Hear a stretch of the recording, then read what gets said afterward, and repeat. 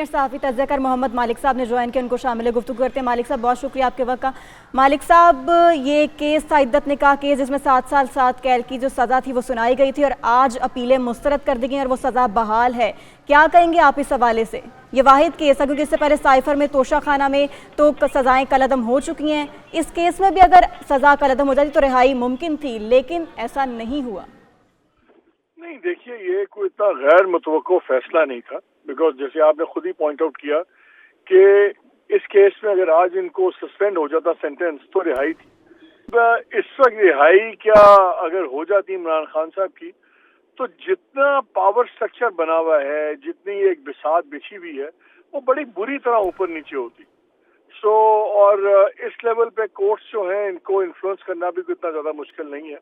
Superior judiciary पे ज्यादा मसला आता है, ये तो सेशंस का मामला था।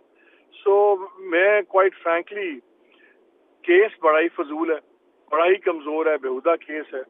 लेकिन सबसे ज्यादा मुसीबत यह है कि इस केस की वजह से आम जो ख्वातीन है उनके ऊपर बहुत लीगल मसले बन गए हैं ये निकाह वगैरह के मामले में। तो ये केस खान साहब और बुशरा बीबी की जात से बहुत बड़ा है।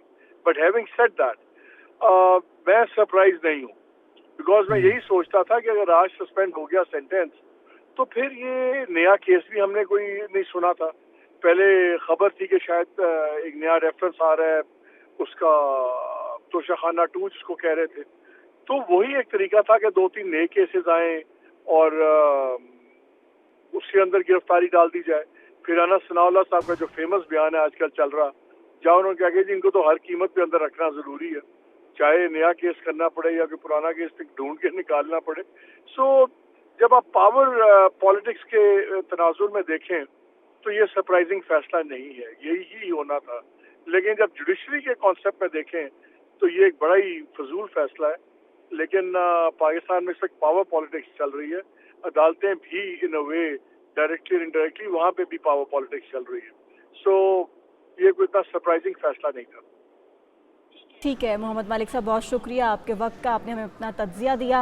एक बार फिर से आदिल सईद अब्बासी, मोहम्मद आदिल की तरफ चलते हैं और उनको शामिल गुफ्तगू करते हैं। आदिल, जैसा कि अभी मोहम्मद मालिक साहब ने भी यही कहा कि जो केस है वो इतना, इसके मेरिट्स की अगर उन्होंने बात की कि केस में कोई इतनी जान नहीं थी और ये जो फैसला है ये भी कोई इतना हैरान कुन फैसला नहीं है। आदिल, अगर आपको याद हो तो जो साइफर का केस था या तोशा खाना का या जो 9 के मुकदमात और 190 मिलियन, इन सारे केसेस में भी जो कुछ कानूनी माहिरन की यही राय थी कि इन केस में बहुत सारे फ्लॉज हैं, इनके भी बहुत सारे इनमें लूप होल्स थे। तो अब अगर इद्दत निकाह केस की हम बात करें तो इसके मेरिट्स और डीमेरिट्स के हवाले से आपकी क्या रीडिंग है? देखिए, जो बाकी केसेस हैं उसमें उनके ऊपर मेरिट का जो है वो जो जिस तरह से केस प्रोसेस हुआ था उस पर एक क्वेश्चन मार्क था और इसी वजह से इस्लामाबाद हाई कोर्ट में तहरीक इंसाफ को रिलीफ मिला था। लेकिन ये तो इखलाकी तौर पे जो है वो बड़ा फजूल किस्म का, जैसे मालिक साहब ने कहा, ये इखलाकी तौर पर बहुत गलत किस्म का एक केस है जिसके असरात जो है पाकिस्तान सिर्फ इस केस के हवाले से नहीं है, बाकी पाकिस्तान के ऊपर जो जिनके ऊपर जो है इसके असरात मुरतब हो सकते हैं। तो ये इखलाकन बहुत गिरा हुआ केस है। इसको यकीनी तौर पर जब ये इस्लामाबाद हाई कोर्ट में ये मामला जाएगा तो ये वहाँ से तहरीक इंसाफ को रिलीफ मिल जाएगा।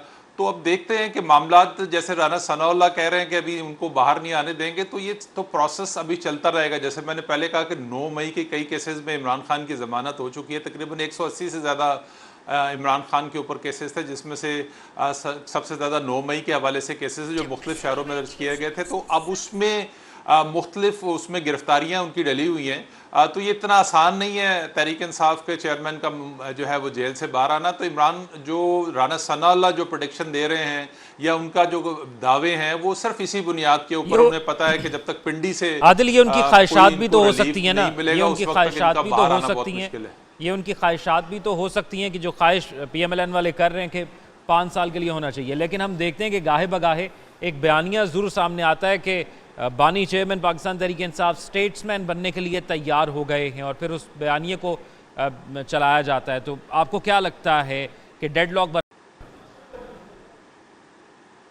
देखिए, डेडलॉक तो बरकरार है। ये हुकूमत यकीनी तौर पर मुस्लिम लीग नून को आपको 8 फरवरी के नताइज के बाद यकीनी तौर पर जो बाकी पॉलिटिकल पार्टीज़ हैं उनके लिए इतना आसान नहीं है। और इमरान खान की ये एक जिसे कहते हैं क्वालिटी है कि वो जो भी बयानिया बनाते हैं उसको जो है वो टॉप पर ले जाते हैं और वो यकीनी तौर पर सियासी मुखालफिन के लिए कोई अच्छा शगुन नहीं होता। तो हुकूमत की तो कोशिश है कि इस वक्त जिस किस्म के क्राइसिस में हुकूमत है, मेजॉरिटी एक कोलिशन गवर्नमेंट है और आपको पता है कि सियासी जमातें एक दूसरे को ब्लैकमेल, हुकूमत को ब्लैकमेलिंग का शिकार है। बजट के ऊपर पीपल्स पार्टी जो उनकी मेजर इत्तेहादी है उनकी तरफ से ब्लैकमेलिंग हमने देखने को अब मिली। तो ऐसे में अगर तहरीक इंसाफ के चेयरमैन जो है वो जेल से बाहर आ जाते हैं। हमारे